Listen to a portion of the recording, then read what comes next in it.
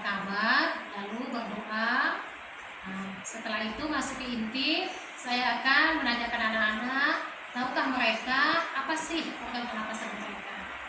Tentunya anak-anak sudah tahu apa sih, walaupun mereka belum tahu dari mana alurnya. Di inti akan saya jelaskan dari mana saja alur pernapasan ini sampai ke paru-paru dan bagaimana lagi proses inspirasi dan ekspirasinya. Setelah itu saya akan refleksi dengan menanyakan anak-anak apa sih organ pernapasan dan fungsi-fungsinya, serta bagaimana mereka menjaga organ pernapasan mereka. Dan di akhir nanti kami akan menutup dengan doa. Demikian. Oh iya, terima kasih Bu. Berarti harapan Ibu untuk anak-anak bahwa mereka mampu mengetahui organ-organ pernapasan yang ada pada manusia seperti itu ya. Iya. Bagaimana mereka bernapas seperti itu kan Bu. Selanjutnya apa sih harapan Ibu terhadap anak-anak setelah mempelajari organ-organ pernapasan pada manusia tersebut Ibu? Harapan saya anak-anak mampu memahami apa itu organ pernapasan, apa sih yang disebut dengan pernapasan, sehingga mereka dalam kehidupan sehari-hari bisa menjaga organ pernapasan mereka itu dengan cara-cara yang mudah, bahkan mungkin selama ini sudah mereka lakukan tapi mereka tidak menyadarinya. Jadi harapan saya mereka dapat dengan mengetahui organ pernapasan sehingga mereka dapat menjaga kesehatan dari organ pernapasan mereka, sehingga mereka tumbuh kembang menjadi anak yang sehat, generasi Indonesia yang maju, dapat menjadikan Indonesia hebat dan jaya. Luar biasa pemaparan Ibu untuk kali ini. Baiklah Ibu, untuk besok saya akan melakukan supervisi yang akan kita laksanakan di ruangan kelas Ibu. Semoga lah Ibu bisa melaksanakan aksi nyata yang sudah Ibu utarakan tadi, bahwasannya dengan mempelajari organ-organ pernapasan yang ada pada manusia, anak-anak dapat menjaga kesehatan pernapasan yang baik. Oke Bu, terima kasih buat waktu dan kesempatannya. Sampai bertemu besok. Terima kasih ya Bu. Sama-sama Ibu. Sampai besok juga tak.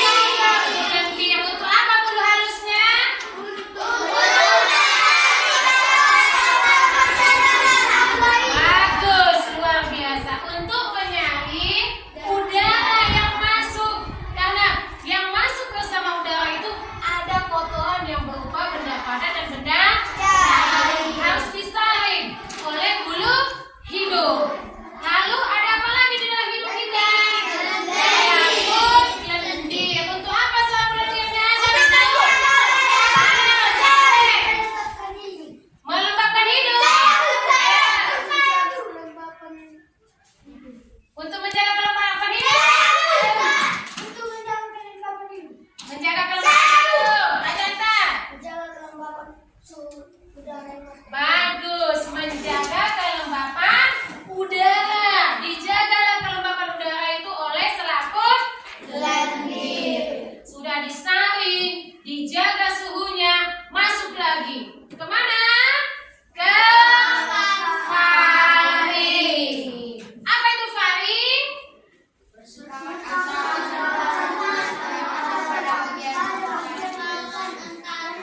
Ayo, siapa yang bisa satu orang? Apa itu faring? Saya Bu, Iya. sebagai penyaluran udara yang masuk bersama sebagai Ayo. udara yang masuk bersama udara yang masuk ke hidung maupun masuk ke hidung. Trachea. Itu fungsinya. Faring adalah percabangan antara hidung dengan mulut. Dia makanya ketika kamu tersedak, keluar nggak dari hidungmu sesuatu? Keluar. Iya, karena percabangan dia. Ada percabangan antara ke hidung, ke tenggorokan, dan ke kerongkongan. Maka bisa bernapas dari mulut, bisa juga bernapas dari hidung. Ketika kita flu, mana kita gunakan untuk menghirup udara? Mulut. Cuma pada mulut banyak kekurangannya. Tidak ada penyaringan, sehingga udara baik yang kotor dan bersih semua masuk. Itu berbahaya bagi tubuh dan kesehatan kita. Itu di faring. Setelah masuk ke faring, dari hidung tadi sudah disaring, dijaga kelembapan suhunya, lalu masuk ke faring. Dari faring diteruskan kemana? Laring. Apa itu laring? Sebagai penyaluran udara kedua kalinya. Iya, penyaluran udara. Sudah dari faring ke laring lagi. Laring, di laring ini terdapat pita suara. Kalau laki-laki ada nih jakunnya yang goyang-goyang bulan besar, ada kawan tuanya. Ada di situlah laring kita. Ada tempat, di situ tempat pita suara. Dari laring masuk lagi. Masuk ke trachea. Di trachea terjadi lagi penyaringan kedua kali. Di trachea juga ada rambut-rambut halus, bulu-bulu halus. Disaring lagi. Untuk apa disaring lagi? Saya Bu, Ayo. supaya oksigen. Untuk apa disaring lagi? Iya, biar udara yang masuk itu lebih bersih. Biar yang masuk ke paru-paru itu udaranya udara yang sangat bersih, sehingga tubuh kita menjadi sehat. Jadi di trachea diadakan penyaringan kembali. Trachea itulah batang tenggorokan. Kalau disebut batang tenggorokan sama dengan trachea, sama. Inilah batang tenggorokan kita ya. Kalau ini, yang ini pas di sini, ini namanya laring. Pegang dulu, kalau laki-laki langsung nampaknya itu. Itulah laring dulu, laring kita. Kalau laki-laki itu langsung nampak, apalagi laki-laki yang sudah dewasa. Itulah laringnya. Dari laring masuklah di sini batang. Ini ada batang tenggorokan atau trachea. Dari trachea ini bercabang menjadi apa cabangnya namanya? Bronkus. Apa fungsi bronkus? Iya, menjaga kualitas udara yang masuk ke dalam. Dijaga kualitas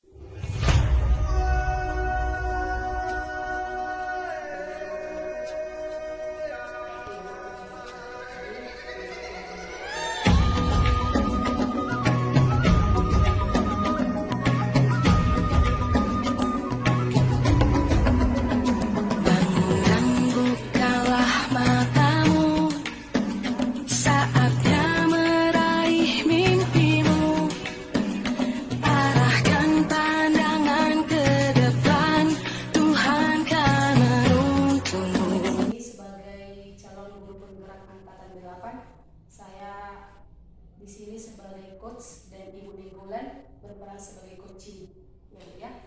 Oke, dengan didampingi oleh ibu pengajar praktek kami, sekarang kami akan melaksanakan praktek coaching Bu terhadap pembelajaran yang sudah dilaksanakan oleh Ibu Eka Nenggolan.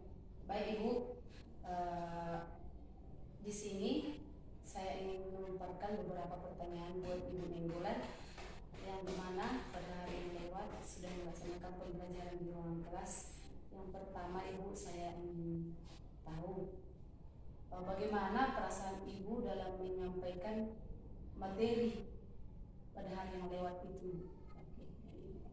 Perasaan saya senang bahagia karena anak-anak aktif dalam pembelajaran tersebut.